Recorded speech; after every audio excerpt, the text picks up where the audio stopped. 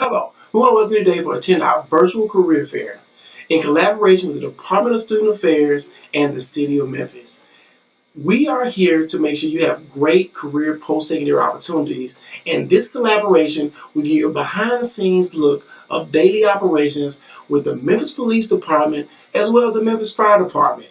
We want to continue to work with civic engagement as well as our partnership to give you the best opportunity possible for your next step in your career achievement. Why are we doing this? Because you are the most important product that we have here in Shelby County Schools, and the Department of Student Affairs is where we hear students and we also are here for students.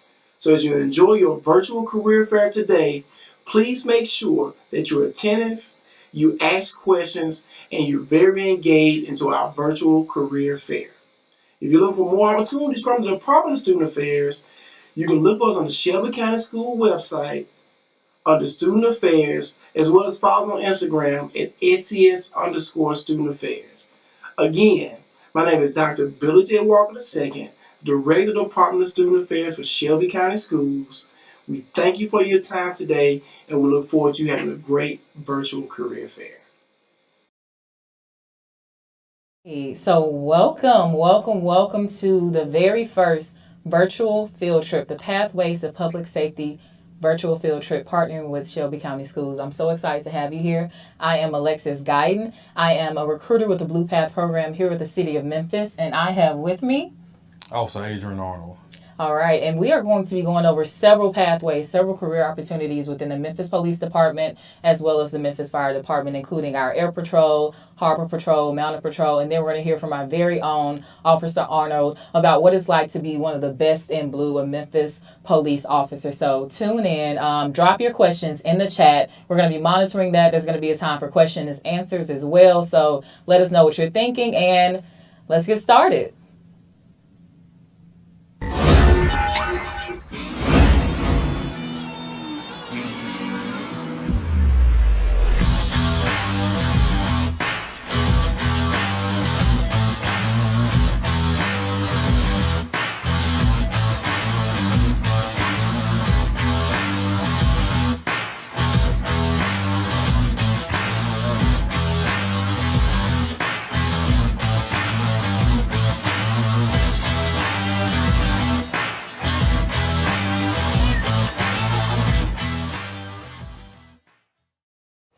My name is Max Howard. I'm a lieutenant with the Memphis Police Department. I've been with the department for the last 19 years, and the last 4 of which have been here at the Memphis Police Department Air Support Unit. We have 11 people in the unit. We have a major, 3 lieutenants, a sergeant, 5 patrolmen, and a full-time mechanic. 9 of us act as full-time line pilots. All of us fly on calls with the exception of our major and our mechanic. We work 2 shifts, 16 hours a day. We have a day shift and an evening shift. We're 365 days a year. Our fleet consists of 3 helicopters. We have 2 Bell 206B3s, and we have the one behind me right now, which is the A-Star 350B3. What we'll do is we are primarily a support unit for the uniformed patrol officers on the street and the other specialized units of the Memphis Police Department. Our mission is to support them in any capacity that they need us to do. So we'll respond to a variety of calls. We respond to burglary calls, robbery calls, vehicle pursuits, missing persons, missing children, missing elderly. We respond to Amber Alerts. We're also in the air during any major event in which there's going to be a large crowd. That way we can observe any activity in the event of a, let's say, an active shooter or a terrorist type attack, and we can coordinate from the air and give that information to the command post, and they can coordinate the resources they need on the ground. Last year, we flew a total of about 900 hours. We answered 462 calls for service. We were a part of, assisted in, or a primary part of 52 arrests. The Memphis Police Department's Air Support Unit is also a regional resource. We will assist other municipalities in the area on any type of calls that they have. So we've responded to 35 calls from 10 different agencies in the metro area. We've also assisted the U.S. Coast Guard along the river in their search and rescue missions, and we've also assisted the U.S. Secret Service on dignitary protection when there is a high-profile person that comes into town. We are usually on every motorcade, and what we do is we fly ahead and we kind of scout the area and look for any hazards that may come into play. And again, we'll relay all that information to our command posts so they know what's going on. So what we are is basically eyes in the sky, and we help in any way we can. We either utilize our eyes when we're on a call, or we'll utilize the equipment we have in the helicopter, such as our cameras. The Memphis Police Department's Air Support Unit is a force multiplier.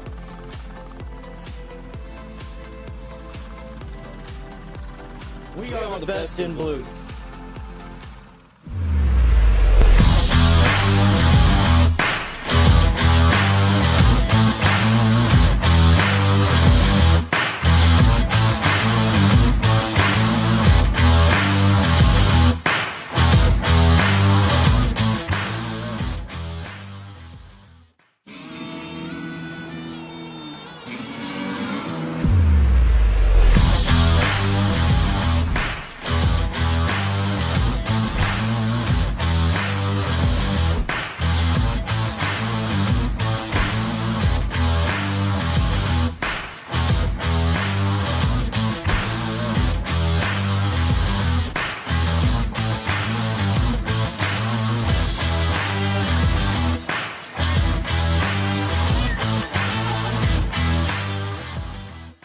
My name is Officer Mike Duffy.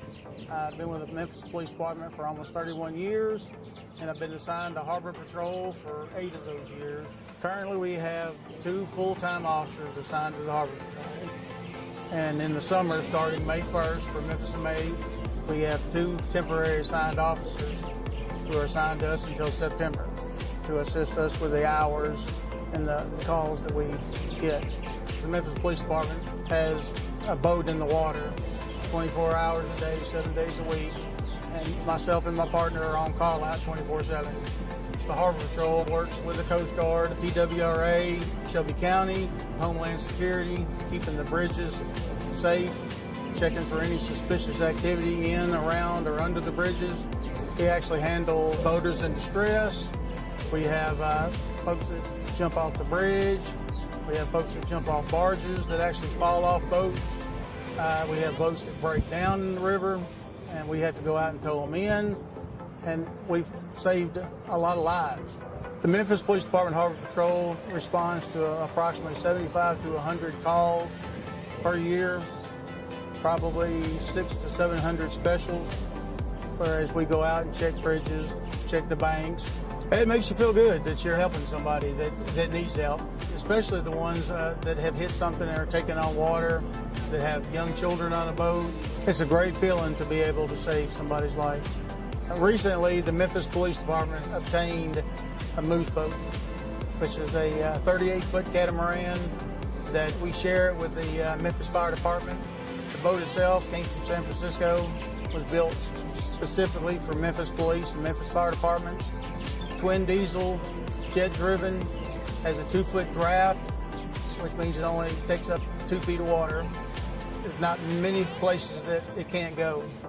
It has a fire department spray nozzle to put out fire that actually sprays 2,000 gallons a minute that actually comes from the river.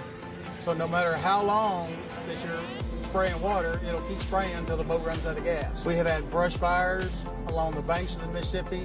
We've had boats on fire. About anything you can think of that has to do with a fire that where the firemen conventionally can't get to, we can. We are the best in blue.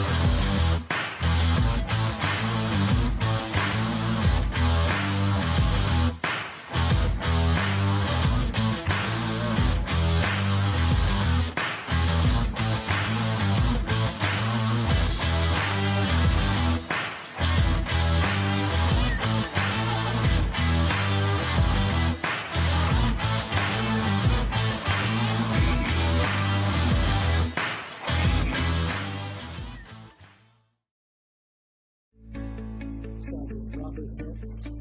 I'm a part of Mounted Patrol Division, which is the Flight Special Ops. We are six men as far as in this ball. There's one sergeant, 5 patrolmen, we have a lieutenant and a major.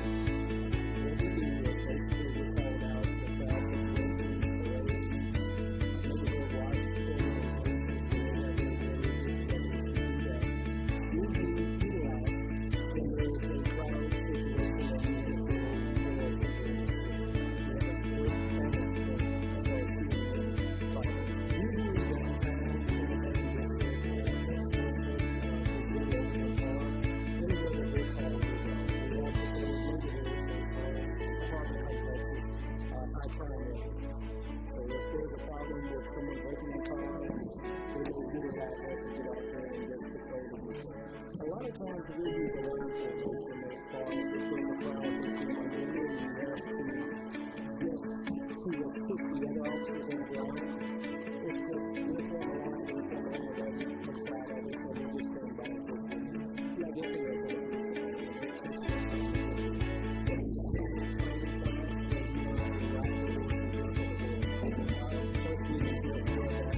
Second we did say, we ride the horse with a saddle without skills. All this is to teach you things and make sure that you understand the movements and the fluids in the other horse. So once you do this work, it means you then pick the ones who actually do the process. Not every horse can do this. It has to be a horse that's calm, it's not easy to speak. Certain sizes, like this horse is 15'3", and it's measured in hand. They have to be horses that are bigger so that we can see over the crowd. We do everything at the barn. There is no outside source to come in here. We do all the cleaning, we do all the bathing of the horses, we do all the training of the horses. If a horse is sick, guess what? We're the first line. We take care of that. It's not always clean, but it's the first line. I mean, you get some satisfaction for what you're doing. You become close to the horses, you become close to the guys who work there. This is one of the closest units I feel that you can belong to. You either got to love it or hate it. I mean, to deal with a 1,200-pound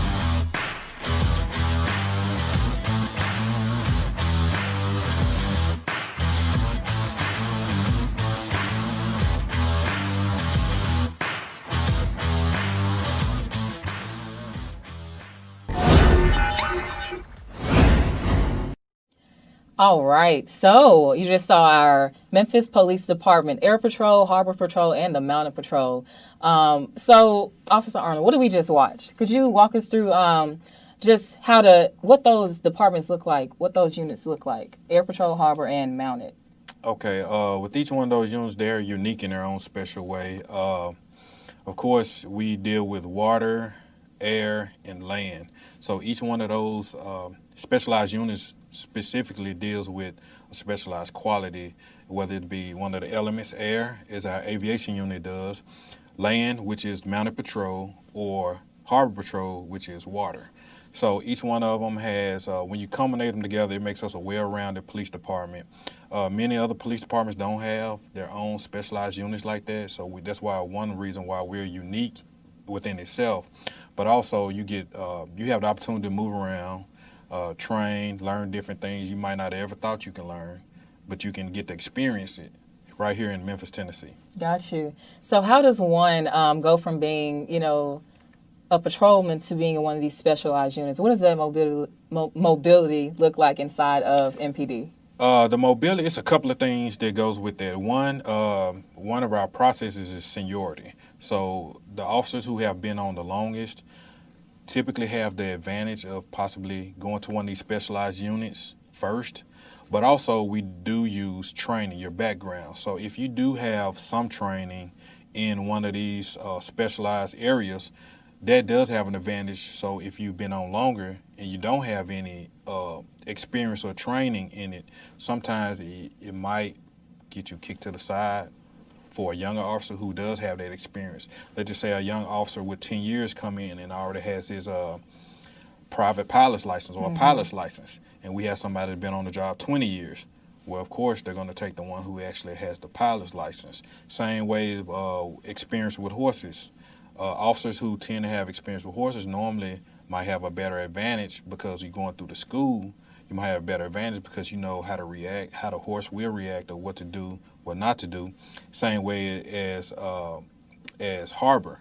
If you've been boating, if you have a boat, own a boat, your parents or one of your relatives own a boat, if you have experience on the water, that does help out compared to seniority sometimes. So it just has its advantages. Okay. So me being on Bill Street and seeing the horse and then going into the Memphis Police Department is totally different than me being, actual equestrian. Like, that does not qualify me if I'm down on Bill Street. No, it A doesn't. lot to see. I just have to actually have that experience tangibly.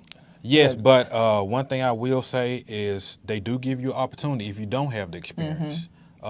Just so happened I was able to participate in going through one of the schools, which I have horses myself. So even though it's a little different, so I did have to learn the organized technique of going through a school and riding compared to just free riding.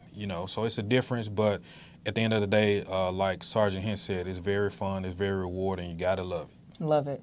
Cool. Well, thank you so much for sharing that. No problem. And Thank again, you. guys, these videos are on our website. If you go to our career site, and then also we have some contact information for myself and Officer Arnold, who is also one of our recruiters here at the City of Memphis for police recruits. So, do you want to go ahead and tell us about how they can become a part of it? We're going to go to our Blue Path, informational. So, the Blue Path is just a career pathway with the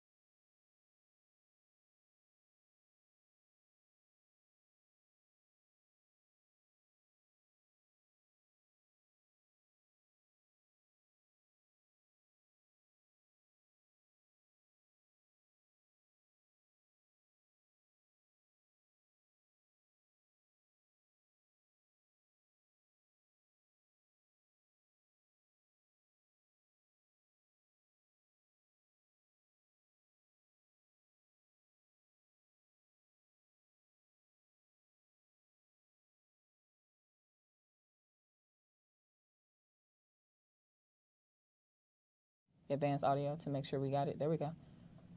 Yeah, that's not your flight manager. That's this, right? Like you're looking for us, or are you looking for the actual video? Go ahead. Go ahead and start with the presentation. Alrighty. So here we are. We're going to go to our Blue Path. If you could click onto the. Alrighty. So here we are. Again, guys, the presentation, do not let that fool you. We're still on the field trip. Okay, guys, so 4 questions. What is the Blue Path program? Why did I choose to take it? How do I join the Blue Path? And then what are the minimum requirements? So what is the Blue Path program? I think you have to stay there. So what is a Blue Path program? It's a career pathway with the Memphis Police Department. Okay, what it offers is $33,529 a year as a PST. The PST is just a police service technician. Those are the guys, in the white cars, the white traffic cars with the yellow lights and those brown uniforms.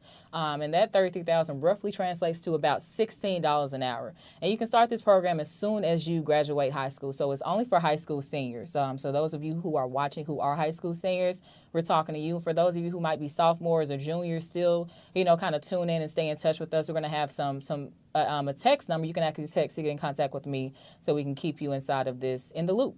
So a free criminal justice degree at Southwest Tennessee Community College. You get free tuition, which is amazing, especially in this climate. And then eventually at the age of 21 and the completion of 54 credit hours, you will transition into the academy as one of the best in blue as a police recruit. So just breaking down the salary a little bit more, again, at the age of 18, you'll be making $16 an hour. So when I was in high school, I was making, $7.35 at the Captain D's on Perkins. I used to go after school every day, making $7.35. So there's no way that I thought I would be making, $16.12. What about you? How much were you making in the high school or when you graduated? Like $5.25. $5.25, $7.35. So literally nothing close to $16. We got some. This is around what adults are making here in Memphis. So this is awesome. The police recruit, you still get paid in the academy. Unlike a lot of other police departments, you do not get paid in a lot of these police departments, but Memphis Police Department does pay their recruits. It's a paramilitary style, so you go there, and at the end of the day, you go home. And then you have that 1 year probation at $21.50, and then it just keeps going up as you continue. And we just saw the Air Patrol, the Harbor Patrol, the Mountain Patrol, all of those different units pay differently. And there's also an incentive for you to get your bachelor's degree with a 7.5 increase in any of these that you see here. So moving on to our, how do we join the Blue Path? Well, why do we join the Blue Path? So right now what we're going to be looking at is a video. And that video is going to be featuring some of our PSTs, some of which have already transitioned into the academy. So take a look.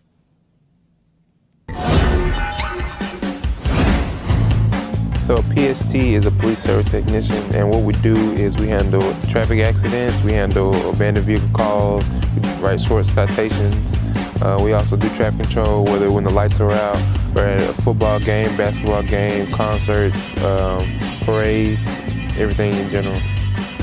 My name is Raven Smith, and I am a police service technician. I wanted to become a PST because it was a stepping stone in my career to becoming a police officer, and also an opportunity to further my education. What I like most about being a PST is that we interact with the public, and we serve as mentors in the community, and we assist with traffic crashes, and we do traffic control as well.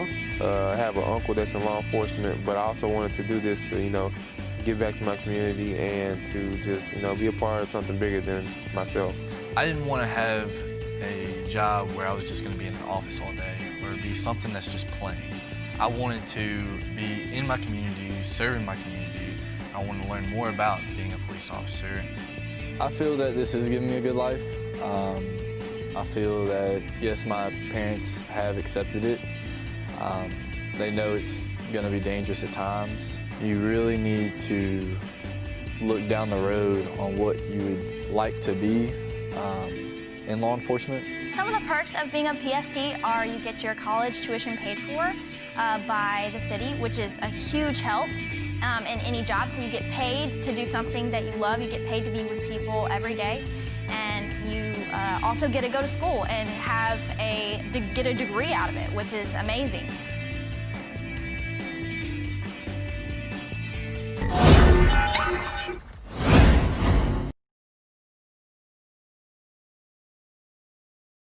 So we just saw a little bit about our police service technicians, what that's like, a day in the life of what it's like to be a part of the Blue Path program. Some of those people, like PST Anthony, he has actually graduated from the academy, correct? Yes. So right now we're going to be going over how do I join the Blue Path. My favorite part. So how do I join the Blue Path? Some of those people in those videos were sitting in seats just like you all, in high school, listening to, us talk about the Blue Path program. And as I said before, they were part of the Blue Path, became PSCs, and now graduated into the academy. So the first thing that they did, and the first thing you need to do, is go to joinmpd.com. All right. And so once you go to joinmpd.com, it's going to be an application. And once you complete that application, I'm going to be reaching out to you personally to help you schedule your battery of tests at the Memphis Police Training Academy. And what that looks like is a 1.5-mile run in 17 minutes and 38 seconds, a physical agility test in 2 minutes and 40 seconds, and a written exam. And that's the second step. Now, the third step, you're going to receive a contingent job offer after you do that battery of tests, okay? And then once you receive that contingent job offer, it's contingent upon you passing all of these screenings here. So your medical, your background, your psychological written, and your psychological interview. And then after you successfully pass all of that, you get a final job offer, and congratulations, you are officially on your way to becoming one of the best in blue. So moving on to the minimum requirements, so we talked about what it is, how do I join, what it looks like to be a PST. Now we're going to be talking about the minimum requirements. So you must be free of felony convictions and drug use, no pending court cases, no more than 4 or more moving citations within a 12-month period within the last 3 years, a current high school senior on track to graduate in May, which is you guys, some of you guys, and then you must be 18 years of age before May 31st. And you also must have a valid driver's license before the Blue Path start date, which is June 21st, 2021. You must be a U.S. citizen and a resident of Shelby County. At the time of your application, you do not have to be a resident, but within 6 months of hire, you do have to transition into Shelby County. And then hopefully you guys have submitted the Tennessee Promise application for their free scholarship by November 1st. And then last but not least, a GPA of 2.0. So that's it. Guys, that's really it. So we talked about, the Air Patrol, the Harbor Patrol, the Mountain Patrol, and then, of course, how to become a part of the Memphis Police Department so you can become a part of any of that. Right now, we're going to go to the chat, and we want to hear from you guys, okay? So we want to hear from you all, and before we do that, before we swing by that chat, we're going to talk to Officer Anna. Could you walk us through your career as one of the best in blue, how you got started? Are you a Memphis native? Yes, I am. You are? So where Yes, did you go to high school? I graduated from Middle College High School. Middle College. So Yes. what inspired you to join the Best in Blue? Well, there's many things. I always want to give back to my city. I take pride in what I do. I love helping others. So I just felt like it was the necessary path for me to take. I felt like I was placed on this path. I was picked or chosen for this walk in this brotherhood. And I've been doing it for approximately 15 years, and I love it. Gotcha. Cool. So what do you do currently? Currently, I am one of the recruiters, the police recruiters with the city of Memphis for the Memphis Police Department. Okay. Could you talk to us a little bit about, transitioning into that role and what that's been like? Well, I transitioned directly out of high school. I went straight to the military, got out the military. I was a firefighter. I became a paramedic EMT for a while. I wanted to do the firefighting thing, but I just need a calling. So I always want to give back. I always want to do, and I consider myself a servant of other people since I've served in the military. I've done firefighting and paramedic before. So now I was like, well, let me just continue it, but I got excited or I got interested in forensics. So that was one of my things. You hear about people getting shot or you see people crash, accidents, things like that. Some things happen, but I wanted to get the inner working of it. So I wanted like the CSI side of it. So I got interested in it. And I know one easy way to do it was to law enforcement. And I was like, well, that's still me giving back to my community, something I love doing. So I just said, well, you know what? Let me try the police department. And it's been my walk ever since. Gotcha. So you said a lot of words there that I like. You said community. You said serving. And I know one of the mottos is, of course, protect and serve. So could you talk to us a little bit about what it's actually like being a police officer? Because for a lot of us, and before I came here, all I knew is that you sat on the expressway clocking me for my speed, making sure that I'm not going too fast, and, pulling me over for my, past expired tags. Are not expired now. So got that fixed. But, that's what I know. You come into crime scene. So what is it that you actually do that we probably don't know? There are many roles. Officers, we have approximately 2,300 officers. So all of them have different roles. Each officer has their own particular role. Some will be working accidents. Some will be conducting crime scenes. Some will be actually doing reports. Some will be doing traffic enforcement. And I think in regards to what your situation was there, you probably ran into a couple of officers that were doing traffic enforcement. So everybody has a role to do. Some would do special events, things like that. We also have a group called Cops who go around. They do a lot of different community programs with the community and children in the neighborhoods. We just have a plethora of different specialized units, approximately over 75 different specialized units that you can transition to where you can see where your comfort level is. If you want to work with the community, you can do that. If you want to work with schools, you can do that. If you just want to work traffic details, you can do that. So we have a plethora of things you can do according to experience, or if you want to try something new, I suggest that you join, because this is one place that you will always have opportunity. Opportunity never cease to exist here. So if there's one chapter you want to close, there's always another book or another chapter ready for you to open. Gotcha. Wow, look at that. It's so poetic. Oh, God, I love that.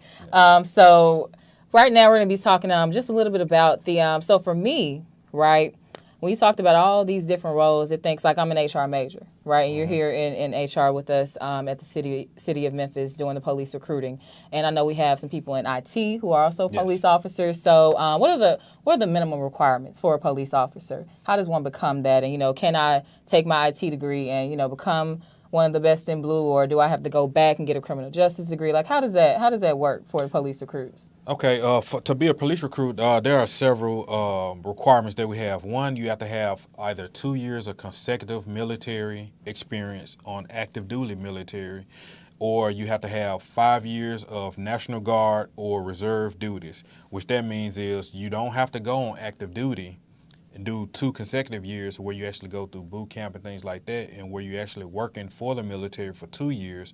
But you could just be a reservist. You could do your 1 weekend a month, 2 weeks a year for 5 years. That's one of the that's what we call our military requirement. If you don't want to do the military requirement, then you can always do college requirement, is what we were speaking on just a second ago.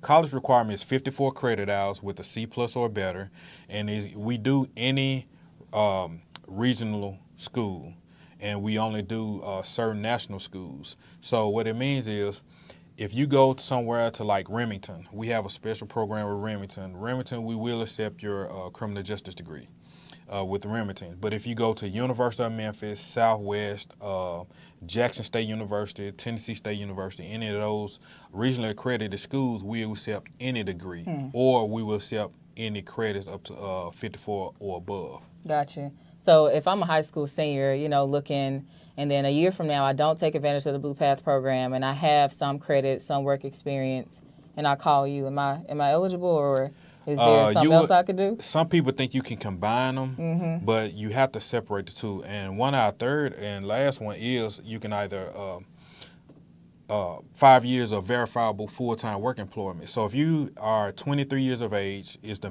minimum you have to be, because Department of Labor says you can only work a full-time job once you're 18 and above. I know some may be in high school working full-time hours, but technically, according to the law, we can only count your full-time employment at the age of 18. So if you are at least 23 years of age and you have 5 years of full-time work experience out there in the work field, we'll also accept that too, just in case someone who doesn't feel like they're fit for school or not real good academically, or someone who feels like, well, I'm not good for the military, or I choose the option of not going to the military. That is a third option as well. Gotcha. So, but you have to be at least 21 years of age. Correct. You have to be 21 years of age by the time you graduate the academy. That's our policy. Got you. So if you're, you know, a high school senior or sophomore or junior, your best route into, you know, becoming one of the best in blue, joining any of those units will be this Blue Path program. Correct. So right now, guys, if you are tuning in, Blue Path to 484848. And what's going to happen is you're going to text that number. Okay, so get your phones out, text 484848. That's the number, and text Blue Path to that number. Okay, and then what you're going to do is you're going to get an interest form. Okay. Now, when you get that interest form, it's going to send you a link to that application. It's also going to email it to you as well. You're going to have my information along with our other recruiter, Tyler Stegall, as well. And on the Join MPD site, you have my contact information. A lot of people don't know, or could you fact check this for us? Could we do ride-alongs with the could citizens do ride-alongs? All you have to do is just make sure what we do. We do have forms for ride-alongs. Once you do a ride-along, we will do a background check, and we'll make sure everything's good to go. And once you have been approved from the director, then we will allow you to go to one of our precincts, police precincts, and they'll team you up with an officer, and you can do a ride-along for half a shift or a whole shift. Okay, so for those who, you know, kind of want to get a better look, I think that's a great opportunity. So go ahead and text Blue Path to 484848. Get that interest form. We're going to be setting up some of that stuff so you can ride along with great officers like Officer Arnold here. Thank you so much for joining us. No problem. And we're going to watch we're going to transition. We already talked about the Memphis Police Department. As you know, it's the Pathways to Public Safety, which also include our Memphis Fire Department. So right now we're going to watch a video doing a virtual tour of our Memphis Fire Department. So check that out, guys.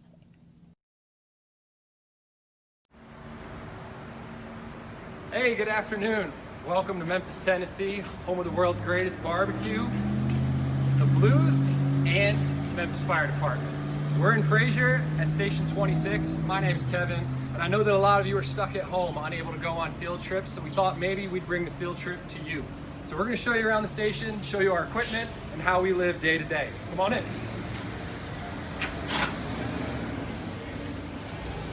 We're gonna head into the day room.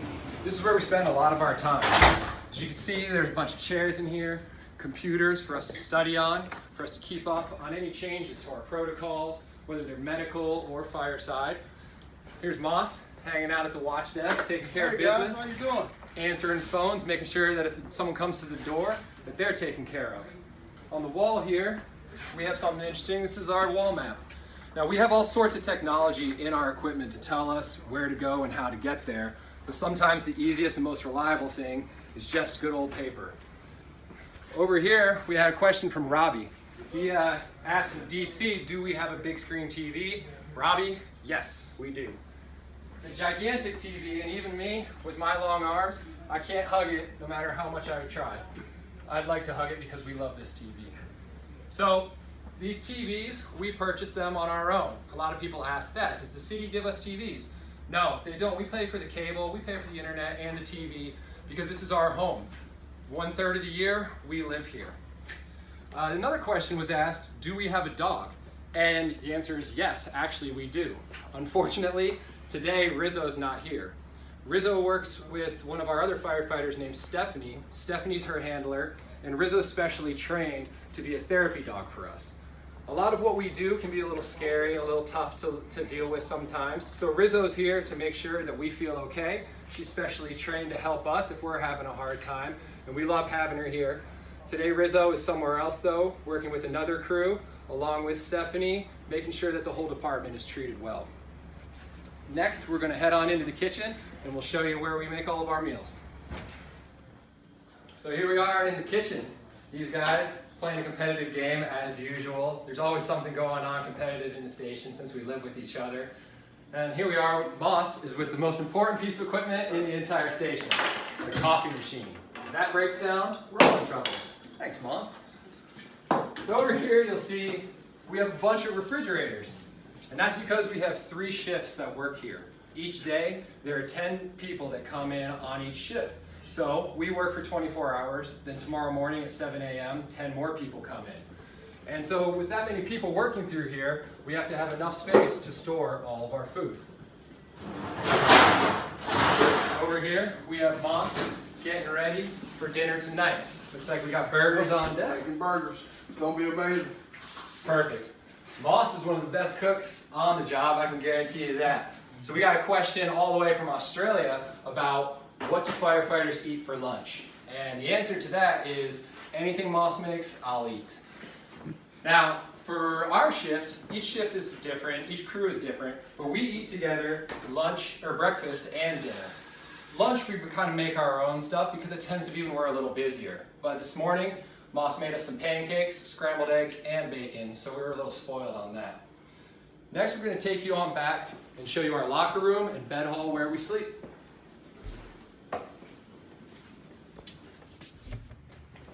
So here's a little hallway where we have a lot of important stuff as well. This is our turnout room. Now, when we fight fires, a lot of times our gear gets really, really wet from sweat, from all the water from the hoses, and we have to clean them off afterwards. So we want to make sure that they're dry. So this room has a really strong heater in it, and we can leave our gear hanging, and it can dry out before our next shift. This room is where we have all of our emergency medical supplies. So we have the ambulance, we have our engine, and we have our truck. All of them have all of us who are medically trained. So the majority of what we do is medical calls. And this room is where we restock all that equipment so we don't have to take it from somewhere else. We can come back, get more gloves, more IV bags, Band-Aids, braces, whatever we need, it's all in that room. So come on back and I'll show you in here. So this is our locker room. This is where we keep all of our personal stuff. Each one of us is assigned a locker, and mine's all the way down at the end down there. Oh, hey Moss. Hey, how you guys doing? We want to have our toiletries, changes of clothes, we store our bedding in there, anything personal we might need for the 24 hours while we're here. This is also where we can get ready, brush our teeth, shave, use the restroom, showers are back there. And then right through that door behind me is our bed hall. Now this is our bed hall. A couple people asked some questions about, do we get to sleep? Where do we sleep? How long do we get to sleep? Now, yes, we do get to sleep sometimes. Where do we sleep is in here. It's kind of like a big slumber party for everyone. We all have a little cube that we get to sleep in if we're not running a call. A lot of nights though, you don't get a whole lot of sleep, but that's all right. We get to go home the next day and be with our families. So this next bed right here is where I sleep. So as you can see, nothing super fancy, but it does the job. You get a little bit of time in here to rest up before the next call. Hey, what you guys doing? Hey, Moss. You doing all right? Yeah, how are you?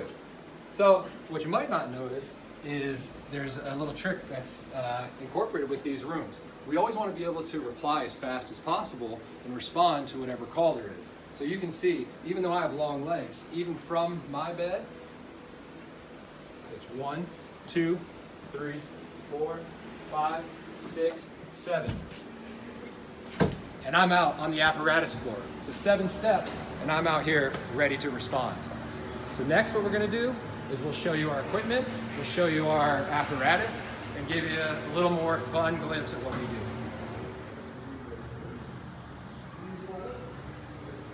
So we also got a question about where we store our gear.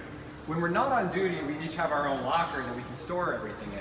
It's open air because, again, sometimes it gets wet, gets a little stinky, and it just needs to dry and air out. So we lock it up in here, and it's ready for us when we come in the next day. Another thing that we do is, or another question that came to me was, do we have any special apparatus or equipment here?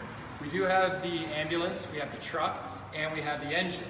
The special piece of equipment we have here is this. It's not fire engine red, it's lawnmower orange. So that's our special piece of equipment. And we like to stay in shape because our job is physically demanding. Here we have Chris and Moss and Ron all working out. What are you guys doing today? 100 bench press, 2,000 push-ups. So it's a light day for you fellas, huh? Just a light day. Just a light day. All right. Well, we got to stay in shape to make sure that we're ready to react and go to work anytime. Next, we'll take you out and we'll show you some of our equipment and show you our gear. The first piece of equipment that I wanted to show you was our SCBA. It stands for self-contained breathing apparatus. You might also hear it called an air pack. I'm going to turn it on for you. This is what we wear when we go into fires. It allows us to breathe 45 minutes of fresh air. A lot of people have asked, is that oxygen? And no, it's just normal air. The normal air we breathe is about 21% oxygen, so we don't want pure oxygen, number one, because it's dangerous in a fire, and this is a lot easier to compress. So what I want to do is show you some of the cool things that this can do. Normally what I'll do, and we'll show you a little later, is we have our mask on and all of our other protective equipment, but these are brand new, and they show some really cool things. As you can see on here, it'll show you how much air we have left. That's the amount of pressure that we have in there. So I have a manual gauge, as well as the digital gauge. So the next thing I'm going to do is show you something really cool that's built into these. This can turn into a thermal imaging camera.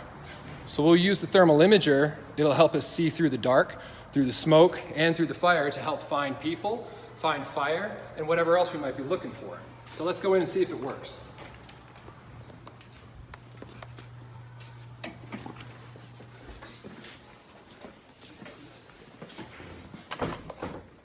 Whoop, looks like we found someone down there. Hey fellas, how's it going? Hey. Hey. What's going on? Y'all doing all right? Doing great. It's Moss again. So now let's head back out and we'll show you some more of our equipment. Next we're going to show you all of our turnout gear. This is the gear that we wear into fires. Chris is going to help me out as we go through it.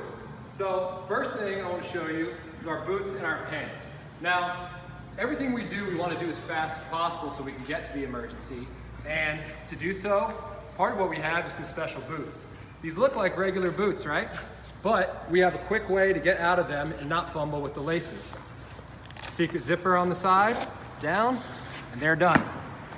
Next one, same thing. It's a lot faster than having to untie everything. It might look like our boots and pants are connected. They're not. So we just push them down like this so it's really easy to put them on quickly.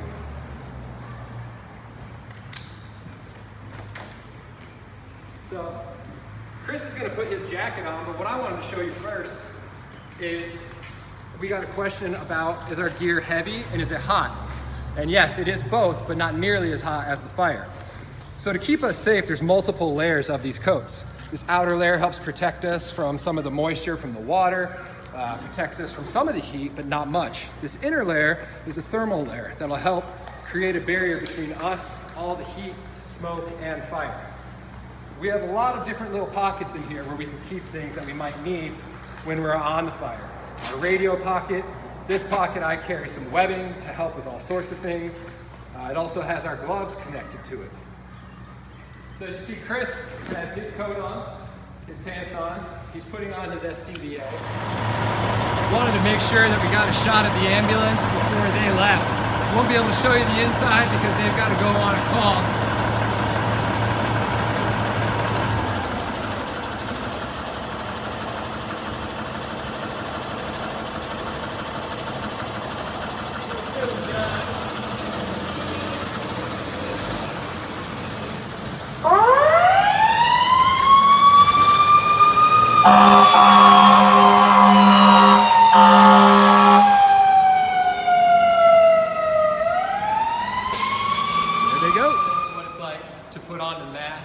His hood and his helmet, so he's ready to go into a fire. These masks are fitted to us each year. We want to make sure that we've got a tight seal all the way around our face so that we can breathe through the regulator when we're in the fire. You might notice that some firefighters have a mustache, but you won't see firefighters with a beard. That's because if you have a beard, you won't get a good seal around there. A mustache won't go to the edges, and it's facial hair that you can have and still get a good seal. Chris put his hood up, which will help protect the back of his head, his neck, and his ears, anywhere that's not protected by the mask. And he gets his helmet on now. And his last step would be to turn on his SCBA to make sure that there's air in there. And then he's able to click in. And now he's breathing air from the back of the air pack. Now, there's also another thing. It'd be hard to hear Chris if he had all this equipment on we were trying to talk. So what they did is they built in a little speaker for us that now if Chris says hello to everyone, hey everybody, you can hear him. You can hear his voice and we can communicate clearly through there and not just get a muffled, garbled mess. So next what we'll do is we'll head on out and show you some of the big equipment, the big toys, and what they do and all the parts of them. So this is what we call an engine or the pumper. There's a difference between these. A lot of people will call this a fire truck, but what the truck is the next piece that we'll show you. The engine is what carries the water and carries all of the hose. As you can see, there's some hose stuffed in here. This is what we use to fight house fires most of the time. These are two pre-connected hose lines of 200 feet. Inside of here, there's 750 gallons of water. That's not all the water we're going to need to use, but that's enough to buy us some time until we're hooked up to a fire hydrant. As you see, we have some ladders on here, but we have much bigger ones on the truck. Around the back, you can see where a lot more of the hose is stored. This is our big 5-inch hose. This is what we use to connect to a fire hydrant that'll keep feeding into the pump and letting us use more water beyond that 750 gallons. We have different sizes of hose that can be used for all sorts of different things. If you come around, we also have all sorts of medical equipment in here. We have tools to get into buildings, axes, all of that inside. This is our pump panel. Now, we got asked what things you're learning in school now that could help you on this job. And there's a lot of things. One of them is communication. Learn to speak properly. Learn to communicate with your friends and coworkers. This is math. There is a ton of math involved in being able to run a fire engine and pump water. We want to make sure we have the right amount of pressure, the right amount of gallons per minute, the right flow coming in and going out. And being able to read all of these is really important. You'll also need to learn how to write. After everything we do, we have to write a report. Whether you're a big boss or the lowest man on the totem pole, you're always recording things. Next, we'll take you over and we'll show you the truck and all its tools and what it can do. Go. Okay, now this is the truck.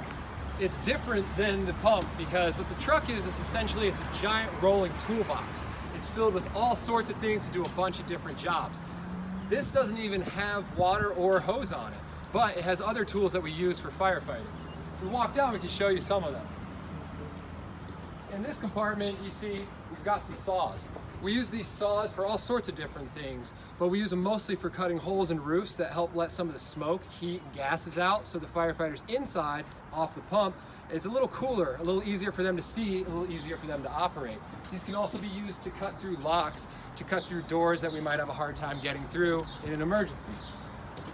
This compartment's loaded with all sorts of hand tools, shovels and axes and haligans, everything we might need in a bunch of different situations. Down here, we have a fan. This is a really big ram fan. What we use this for is to get smoke out of a building. When a fire's done, we're not done with our work. And what we want to do is use this to push as much smoke as possible out so that we can continue to go and make sure that the fire hasn't gone anywhere else. We'll come around to the other side here and we'll show you some of our tools that many people talk about. This one is ladders. Obviously the truck is loaded with ladders. We have a bunch of different sizes, different types, things that can be used on all different parts of buildings and everywhere else. Around the front here, we have what might be known to some of you as the jaws of life. We use these for auto extrication mostly. What they do is they have spreaders, cutters, rams, things that will really help us get into a car, get people out, make sure that we can access things. Sometimes cars get crumpled up and it's hard to open up the doors. So what these will do is they'll help us open them, help us get people out safely. This is one example of it. Now this one's a little different. This one's actually battery powered. So you see the power it has spreading. It can pinch, it can cut, and believe it or not, this thing, even though it doesn't look like much, will cut a car apart. We have bigger versions on here that have big power units, more hydraulic base, bigger equipment. So if we need a little more oomph, we've got that on the truck. The next thing we'll do here is we'll raise our ladder and we'll show you just what it looks like when it's fully extended. We had a question about how big the ladder is. This ladder is 100 feet long. We also got asked how much the truck weighs. The truck weighs roughly 58,000 pounds, which is a lot of weight. So what we'll do next is we'll have Randon and Ron set up the ladder and show you just how high it can go.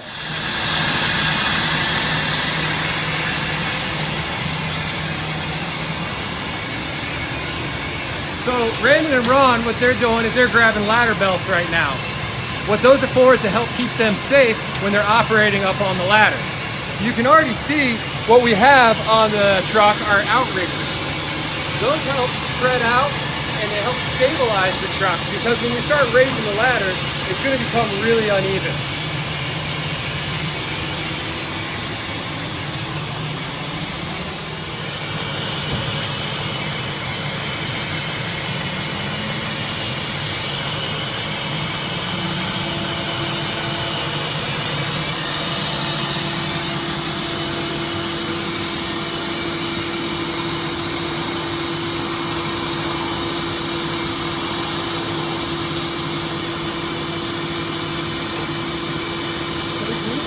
For a lot of different things.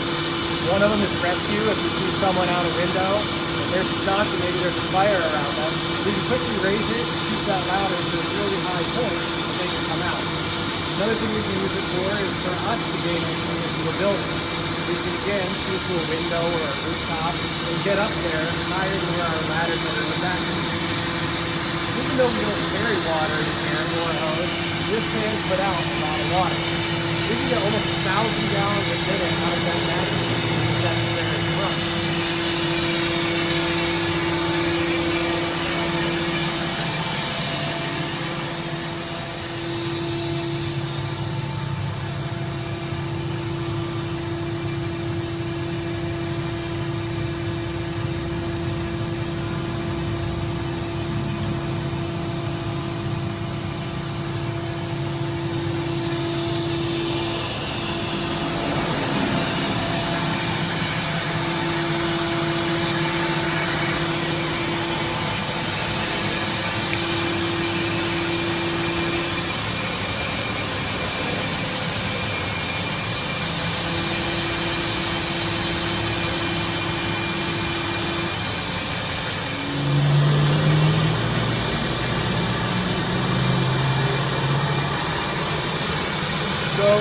pretty difficult to have a fear of heights as a firefighter, but it's definitely something that we can get over. We train a lot, make sure that we're always working on our weaknesses. If you're afraid of heights, the more you try it, the better you'll get.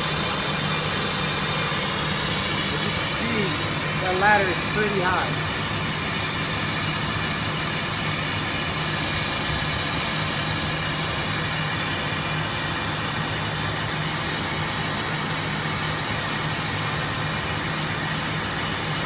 So I'm climbing. We'll have them come on back down. We'll just give you a little goodbye for your field trip here at Station 26.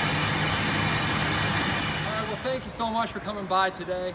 I know that it's a little weird right now and kind of hard. I'm sorry you guys aren't able to be at school with your friends, going on fun things like field trips. We thought maybe showing you around what we do here would give you a little break, have you a little bit of fun. I also wanted to let you know that we got a lot of questions from all over the world. Germany, Australia, all over the United States, England, Holland, all over, Ecuador as well. I know that today you only saw men in this station. Normally though, we have 2 women who work here as well. This isn't just a job for boys, not at all. Thank you guys for coming by. Hopefully we'll see you again soon. Next time you're in Memphis, stop by and say hello.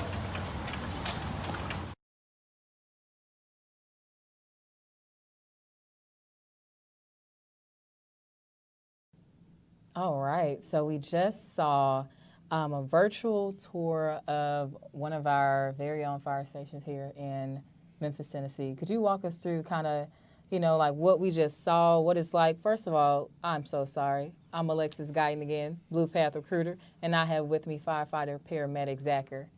Hi, welcome. Hi. Welcome. Thank you. Okay, let us walk us through that virtual tour. Yeah, the virtual tour that you just saw was by a firefighter that actually moved here from San Diego to be a part of the Memphis Fire Department. That was our fire station number 26 over in Frazier. And he had gotten a lot of requests from during the pandemic and not being able to take an actual tour of what does he do at work from kids in the neighborhood and from other schools, and like he said at the end of the video, from all over not only the country but the world. So he opened up their fire station, was able to dive into it and show everybody how a firefighter not only works but where we live for that part of our time, because we do stay there for 24 hours at a time, and we have to cook and clean and maintain that home. And so he opened it up, and Kevin did a great job on showing the world of what it looks like inside of a Memphis fire station. Gotcha, and I'm personally impressed by the video. It's one of my favorite videos. An awesome walkthrough of kind of what it looks like, the day in the life. You had some funny moments in there from some of our very own firefighters. So for those who are wanting to join that path, we just opened up, or we just started a fire cadet program.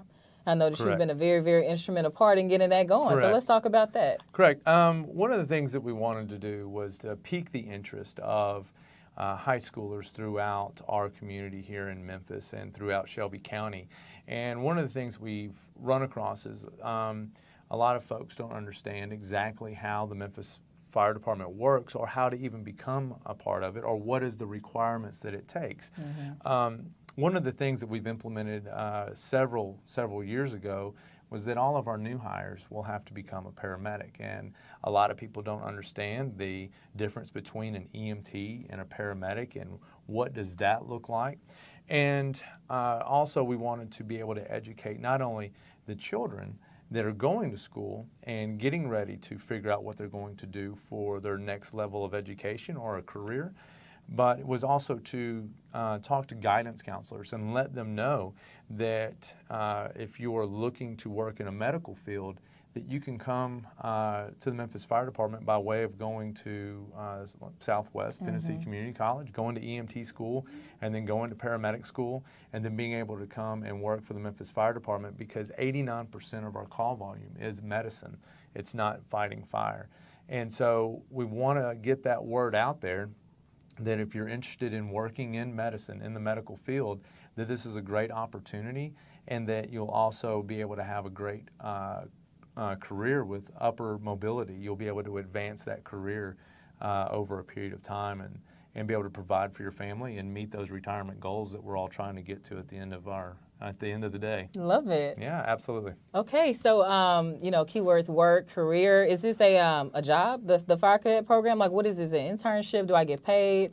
What are the minimum requirements? Like, how do I? All right. So what we did is when we decided to go with the cadet program, we wanted it to be a paid internship. So the cadet will apply and they will go through a physical agility test and a written exam. You have to be 18 years old and a graduate from high school. Then if you get selected and we hire you on, you will work part-time, 24 hours a week, and you'll do different things around the fire department. It's a very large fire department. We have where you could work in logistics or you could work out at training and all different departments that you could be used in your part-time capacity. Meanwhile, we're going to send you to EMT school. We are going to pay you part-time, and then we're going to make sure that you're getting your education in order for you to have a career on the Memphis Fire Department. Once you get through with EMT school, then you have to go to advanced EMT school. Once you get out of advanced EMT school, we have a single role EMS where we have people that just ride the ambulance that don't do firefighting, and then they can be put into those spots while they're waiting for the fire academy to have their next class, and then we will transition those cadets into becoming firefighters. And then within a 4-year period, they'll become a firefighter paramedic. And you go from high school to $16 an hour to making $62,225 a year as a firefighter paramedic. Got you. And then at what point, what age am I going to be? So at age 18 is when you can become a cadet. For folks that are over 18 or out of high school, you can be 19 years old, and as long as you have a high school diploma or a GED, you can apply for the Memphis Fire Department. Beautiful, beautiful. Okay, so what are you currently doing? Are you out there fighting fires? Where are you? No, so as of right now, they've got me down at headquarters, and I do the majority of the recruiting for the Memphis Fire Department. In the capacity, we have another program called a lateral program for firefighters that work in other places that want to come to Memphis. And so I help with that. I go to the job fairs, I go to the schools, and then help develop this program for cadets. And that's kind of what my job role is right now. But I am assigned to a company out in the field, engine 23B. It's out off of Jackson Avenue in Bayless over in the Nutbush area. And so from time to time I do pick up overtime and still keep my skills up. But my daytime job is down here at headquarters and talking to folks about coming to Memphis. Got you. So before you were, a recruiter and instructor, like what did your life look like as a firefighter? Okay. Well, one of the things that we tell anybody that's looking at coming to the Memphis Fire Department is that you have to be passionate and team-oriented. And the reason why you have to be passionate about it, because you work for 24 hours and you're away from your home. You actually stay 10 days a month with a group of people that you've been put together inside of one of these engine houses, and you have to build that teamwork. And it goes from everything from doing the stuff around the engine house to working a fire or being on a medical call. So you have to have that. A lot of folks, they don't realize that you got to work 24 hours, and that's a huge commitment. Being a firefighter is not just a job or a career, it's a lifestyle. Your family has to adjust to that. You miss birthdays and Christmases and other holidays. Now, you do get plenty of time off. There's another 20 days of the month that you're off, but it just so happens, if you ask my wife, if anything bad happens at the house, it's when I'm at the fire station. Yeah. And so it's a lifestyle for the whole family of having to cater to that.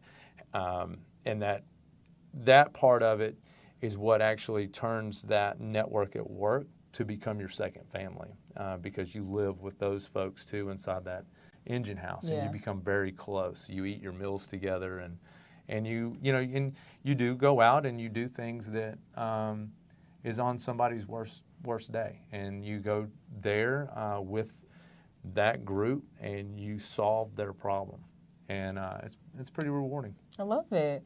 So I have a bunch of questions, but right now, guys, we want to hear from you all. So we're gonna pull up the chat, and so just drop in your questions. It's gonna be a live chat. Drop in your questions. Tell us what schools you're from. I know that on the list we have some people from Carver, Tresvant, Germantown, Bartlett, all over Houston. Hi. So drop in your questions. Let us know what high school you're from. Rep your school, and we're gonna continue talking to firefighter paramedic Zacher.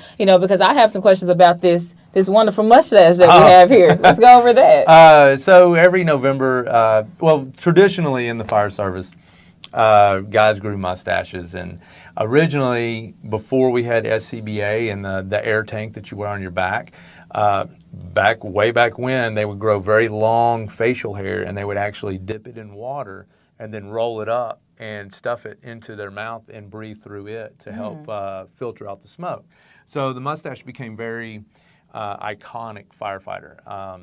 I could probably walk into a grocery store right now in my regular civilian clothes, and people could probably guess what I do for a living because of the mustache. But what we did is years ago, we turned that into a fundraising. And over the years, we've had mustache events every November. There's a group of firefighters that help me do it.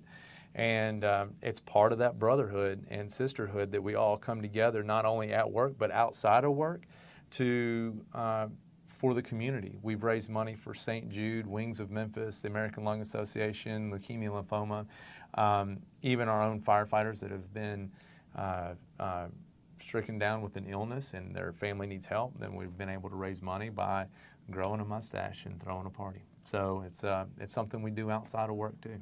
I love it. So I know that the Memphis Police Department has different units. They do different sports all over the world. They also have their community outreach program. I know you all as well have a community outreach program where you go into schools, and you're also very charitable. Could you talk about outside of that traditional role, what else does the Memphis Fire Department offer that is unique, or that would if I play sports or just something like that would appeal to our... The Memphis Fire Department, first of all, we're one of the largest fire departments in the country, and a lot of people don't know that either. We have 57 fire stations, and we have close to 1,700 firefighters. And nationwide, we rank somewhere around number 8 of the largest fire departments in the country.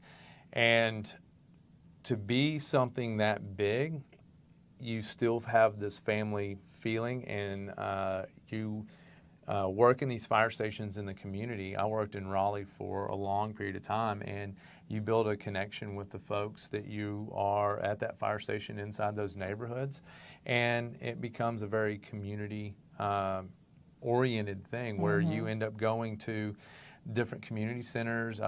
You get invited to come and eat dinners at different places, and so you're not just seeing folks on an emergency basis, but you're interacting with the community outside of those emergencies, and you build trust. And inside of some of the neighborhoods here in Memphis where it's got a bad reputation, you've built trust with that community, and our fire stations are typically open right now. Since COVID's around, we kind of got to lock down a little bit, because as a first responder, if we get sick, then who's going to help the people that are getting sick? Yeah. But what we do is we make that trust with the community, and we pride ourselves on being one of the services for the city that gets top ranked from the community every year. And so as that grows, and we do outreach of different things where we travel around the country and we do stair climbs, and we make sure that Memphis is on the national stage. It's not just here locally, but when we go places, the Memphis Fire Department's recognized with New York and Chicago. We're all at the same table. And we've got people that come here to figure out what it is that Memphis is doing right. I love that. So some of that Memphis pride, extending out into the world. Yeah, absolutely. I'm a third-generation Memphis firefighter. My grandfather got on the job in 1947 after he came home from World War II, and then my my mom met my dad while he was in the Navy, and he's originally from Boston, but my grandfather ended up getting my father on the job, and he got on the job in 1972. So I've grown up around the Memphis Fire Department, and I'm very passionate about it. I love running the streets of Memphis, and what it means to me is it's more than just being a firefighter. Being a Memphis firefighter is an identity. Yeah, got you. So I see we got a question. We had a question from Tyler. What will the fire cadets do? All right, so once you get through and get the testing out of the way, then you'll come in, and in that capacity, you will work side by side with a supervisor of any of the different departments. Division Chief Ken Newton out at training, who's fantastic. You could work in his department where you could help out with setting up classes and getting classrooms ready and working in the capacity of training. We also have manager Kevin Spratlin that works with Healthcare Navigators, which is another program it's an outreach for the community of making sure that the right patient's going to the right facility. But inside of that he manages, there's a lot of clerical stuff that needs to be done, and he could use cadets in that capacity. We have a huge logistics department. Inside of logistics, it's a warehouse where all of our supplies come from, and so they'll be asked to get supplies and transport them to the fire stations, and then get to know the firefighters that way by getting them their supplies and working doing that. So there's a whole host of different areas that cadets will be used while they're working their 24 hours and going to school. So they are going to be working the same 24 hours or within that same 24 hours? No, 24 hours. They'll be working 24 hours a week. So, okay. And that'll rotate too, depending on their school schedule. And the goal of it is that they'll all be in the same classroom. So they'll be going to school together and then working together. And sometimes it might rotate depending on their school. But they'll just work 24 hours a week. And then they'll be going to school the other half of that. So it's a paid internship. It's an easy pathway to having a career on the Memphis Fire Department.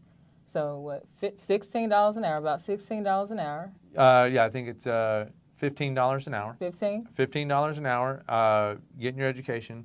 And then once you become an advanced EMT, that salary will bump because we're putting you actually on an ambulance and you'll be working in an emergency capacity. And then from there you'll go to paramedic school and the fire academy, and then on up there, then you'll be making $62,225.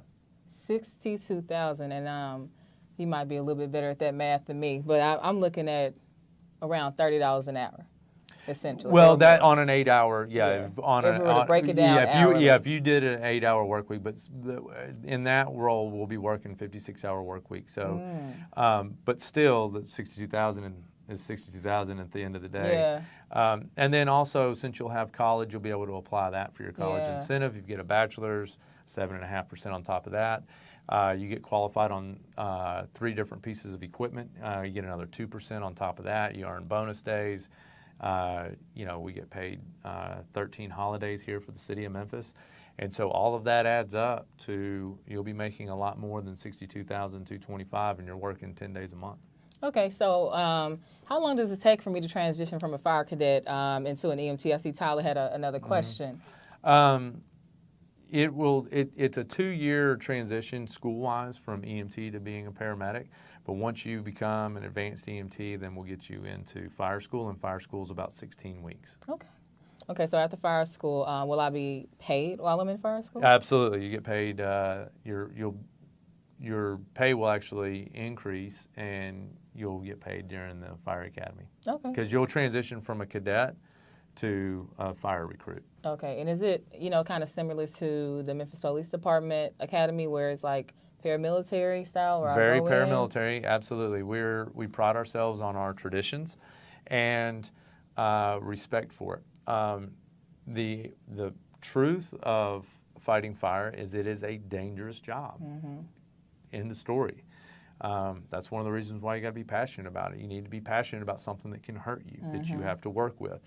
The Fire Academy is designed that way so that you can take orders from a senior person that's on the scene that doesn't necessarily put you in a dangerous situation, but you have to work in a dangerous situation. And you have to be able to trust that. And so the best way to do that is through paramilitary. Love it. Love it. So can we talk about your most rewarding experience? There's several. Definitely over my time of being a firefighter here in Memphis. But I had one where I had a 11-year-old that was left alone at home being watched by a 14-year-old. And they decided that they were going to play with a candle, and he was jumping over the candle. He caught his clothes on fire, and he ended up burning a significant amount of body area. We got there, we took care of him, and did what we were supposed to do, followed our protocols, and I got him to Le Bonheur, and then they flew him to Cincinnati. And then I never followed up. I didn't know whatever happened with the child. Well, about a year later, and in all, I honestly, I kind of thought probably not the best outcome for the child because he was so significantly burned. But I was detailed to another fire station. I wasn't working at my one in Raleigh, but the fire phone rang, and they said I had a phone call. I get on the phone, and the guys at my fire station said, "You have a visitor," and they put him on the phone. And he wanted to thank me for saving his life. And that is what you do. And, I was telling you earlier that my grandmother from Boston, I was hanging out with her one time, and I was just now getting into the fire service, and she said, if you work 25 years in the fire service and you only save one life, that's the reason why you work that 24 years or that 25 years. So, it's very rewarding when you are able to accomplish what you've been trained to do and to be able to have a positive outcome like that. It's very rewarding, and it makes you get up and go after it again. And I can tell you this, that with my time on the Memphis Fire Department, I've never gotten up out of bed to go to work and have one of those, I gotta go to work today. Yeah. It's always been something that I've looked forward to going to work to go do. I love it. And guys, again, if you have any questions, please feel free to drop them in the chat. I just have a couple more. Then we're gonna wrap it up and then let you know how you can get in touch with us so you can become a part of this awesome program that we're starting up. But fact check time. I want to debunk a few myths about firefighting. Yeah, go ahead. So what I know about firefighting. I know the pole. You go in there. You ring the alarm. Okay, this is just for movies, right. guys. Absolutely. Just for movies. All right. So you ring the alarm. Everybody jumps up. They go down that pole, and then you get there, and it's a cat in a tree. Like, can I call you to get my cat out of the tree, or is that just in the movies? I believe you can call for that. Okay. I've never gone to that, and we always get this question. So when you're driving around, or next time you're riding around in the car, riding around Memphis, I want you to look in all the trees. And feel free to call me if you find a cat skeleton, because I'm pretty sure all the cats come down once they get stuck in a tree. So somewhere along the way, somebody rescued a cat out of the tree, and then that became a thing. But no, we don't do that now. The pole, I designate different days as all-day pole day. And if I'm upstairs and I got to get downstairs, I take the pole. I don't ever take the stairs. That's one of those things. As a kid, firefighter, pole, I'm taking the pole. For sure. Absolutely.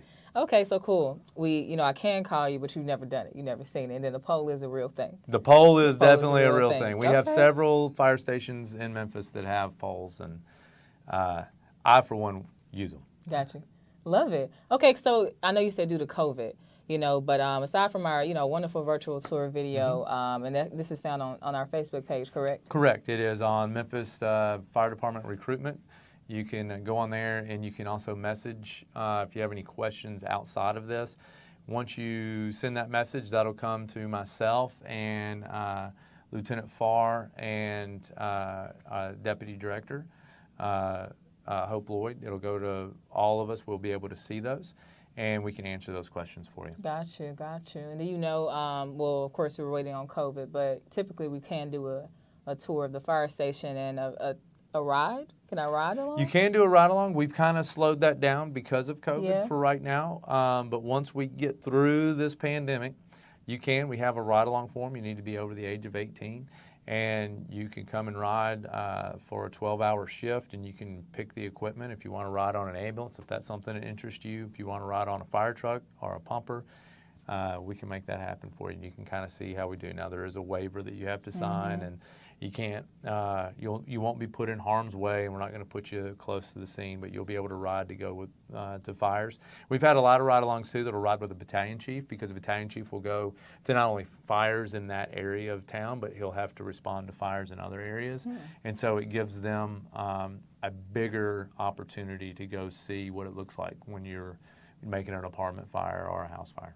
Lovely, lovely. So please, guys, utilize that link. So facebook.com/Memphis Fire Recruitment is that URL to find the Facebook page. And then also, because it's a new program, we also have a new way for you to get in contact with us. So if you guys were to text Fire Cadet, that's one word, so Fire Cadet to 484848, you're going to get a link to an interest form, and then we're going to find some more information. We're going to get some more information for you once that website launches. But in the meantime, you can just go to Facebook and then go to that Memphis Fire Recruitment page. Absolutely. And then get in contact with, people like firefighter, paramedic Zachar, and then find more information. But thank you all so much for joining us. I'm really excited about the Blue Path program and the Fire Cadet program, and thank you so much for joining us. Absolutely. Absolutely. And guys, give us a shout. We can answer questions any time of the day. I've always got my phone on me, and we love bringing in new folks to have the experience in a career that is super rewarding. Yeah, and especially new folks from Memphis. Absolutely. So Memphis serving Memphis. So thank you all so much for joining us. If you have any questions, please feel free to reach out to either one of us. Go to joinmpd.com to reach out to me and find my information. If you're interested in the Blue Path program, you can text Blue Path to 484848, Fire Cadet to 484848, or go to the Facebook page, Memphis Fire Recruitment, to reach out to people like firefighter or paramedic. Zachary, thank you so much again, and you guys have a great day.